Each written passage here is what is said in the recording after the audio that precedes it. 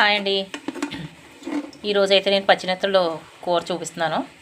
ఇవన్నీ క్లీన్ చేసుకు పెట్టేసుకున్నానండి. పచ్చినెత్తలు అయితేనే కళాయి పెట్టి నూనె వేసాను. ఇప్పుడు ఉల్లిపాయ పేస్ట్ చేసేసుకున్నాను. ఇది ఇప్పుడు ఆయిల్లో వేసేస్తున్నాను. ఉల్లిపాయ ముద్ద వేసాను కదండి, దీంట్లోనే అల్లం వెల్లుల్లి పేస్ట్ కూడా ఒక స్పూన్ వేసేస్తున్నాను. రెండు కలిసి వేపేద్దాం. ఇప్పుడు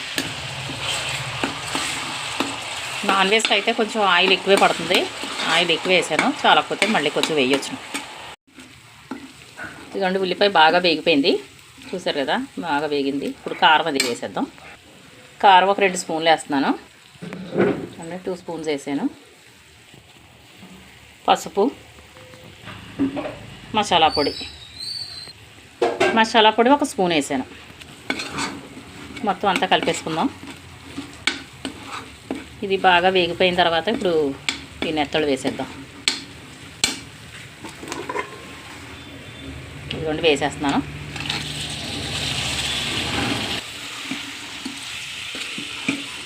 మొత్తం కలిపేద్దామండి. ఇది జాగ్రత్తగా కలుపుదాం, విడిపోకుండానే. కొద్దిగా వాటర్ పోస్తున్నానండి. ఇప్పుడు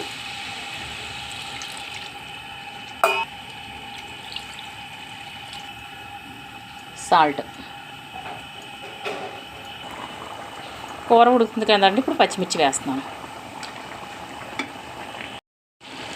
ఇంకా కొంచెం ఉడికిన తర్వాత స్టవ్ కట్టేయచ్చండి. దీన్ని కదిపామంటే మళ్ళీ విడిపోతాయి. జస్ట్ మనం కళాయి పట్టుకుని తిప్పితే సరిపోద్ది, గరిటతో కలుపుకుండానే.